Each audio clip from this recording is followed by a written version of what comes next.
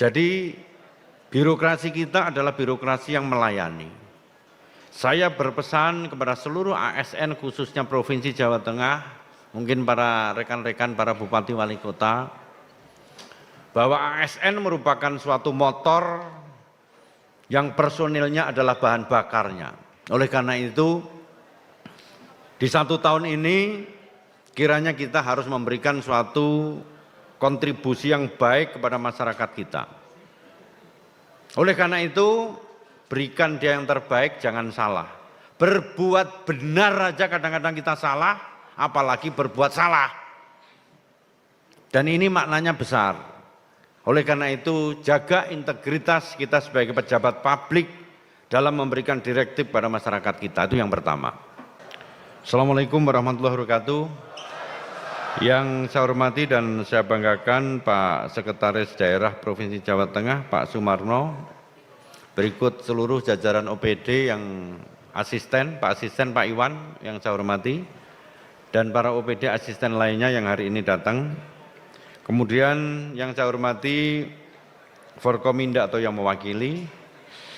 Kemudian yang saya hormati para rektor Sivitas Akademi yang hadir, yang tidak bisa kami sebut satu persatu, dan yang lebih utama adalah para bupati, wakil bupati yang hadir pada kesempatan kali ini, serta rekan-rekan media yang saya banggakan. 1 tahun yang lalu adalah 1 tahun yang lalu. Tepuk tangan untuk rekan-rekan sekalian. Waktu terasa tidak terlalu lama bahwa hari ini saya berdiri tetap 1 tahun. Jadi birokrasi kita adalah birokrasi yang melayani. Saya berpesan kepada seluruh ASN khususnya Provinsi Jawa Tengah, mungkin para rekan-rekan, para bupati wali kota, bahwa ASN merupakan suatu motor yang personilnya adalah bahan bakarnya. Oleh karena itu, di 1 tahun ini kiranya kita harus memberikan suatu kontribusi yang baik kepada masyarakat kita. Oleh karena itu, berikan dia yang terbaik, jangan salah. Berbuat benar aja kadang-kadang kita salah, apalagi berbuat salah. Dan ini maknanya besar. Oleh karena itu, jaga integritas kita sebagai pejabat publik dalam memberikan direktif pada masyarakat kita. Itu yang pertama. Bapak Ibu sekalian, untuk membangun Provinsi Jawa Tengah yang luasnya 3,3 juta, yang penduduknya hampir 38 juta, yang jumlah desanya adalah 7.820 desa, yang kabupaten, kecamatannya hampir 720 kecamatan. Ini tidak gampang.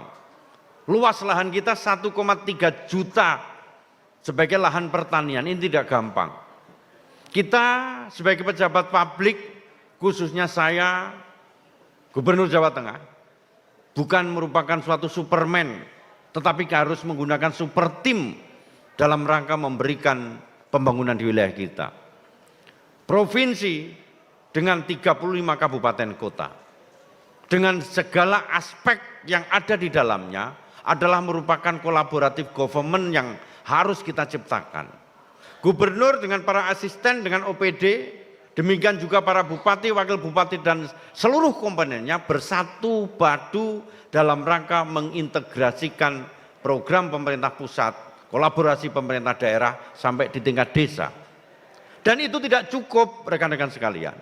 Maka perlu adanya kolaboratif government dengan apa? Seluruh komponen masyarakat harus kita libatkan. Di situ ada namanya akademisi, yang hari ini 77 rektor, yang kemarin 44 rektor, masih ada sekitar 123 universitas yang nantinya ikut serta dalam rangka kolaboratif government. Tepuk tangan untuk Bapak Ibu sekalian. Gunanya apa? Gunanya adalah dalam rangka take and give, termasuk di dalamnya adalah memberdayakan mimbar akademis untuk pembangunan di Jawa Tengah. Di sana ada namanya KKN tematik. Di sana ada namanya binaan para mahasiswa menyampaikan sebenarnya apa yang kita berikan kepada masyarakat Jawa Tengah. Itu penting sebagai mana mendidik masyarakat kita untuk memiliki tentang pembangunan itu sendiri. Secara umum bahwa dalam 1 tahun Jawa Tengah sebagai lumbung pangan nasional yang hari ini sudah mencapai 9,3 juta ton, yang target pemerintah 10 juta ton terlampaui, yaitu swasembada pangan. Tepuk tangan untuk rekan-rekan sekalian. Oleh karena itu, para bupati wali kota sudah kami sampaikan, pertahankan terkait dengan revitalisasi lahan. Dengan demikian, swasembada pangan kita tetap menjadi yang nomor 2, syukur-syukur bisa nomor 1, dengan capaian 15,5% nasional dari Jawa Tengah. Kemudian, apakah kita cukup mengandalkan PAD, APBD di masing-masing provinsi maupun kabupaten kota? Tidak. APBD, PAD itu hanya sekitar 15% membangun wilayah. Yang 85% adalah bagaimana kita bisa melakukan suatu investasi, baik itu di tingkat nasional, regional maupun di tingkat lokal. Dalam rangka apa? Membangun, mengembangkan wilayah. Maka kami dengan para bupati mempunyai tugas sebagai manajer marketing untuk menjual wilayah kita agar investasi itu datang di wilayah kita. Investasi apa yang kita lakukan? Di Jawa Tengah adalah salah satu provinsi yang menarik hati.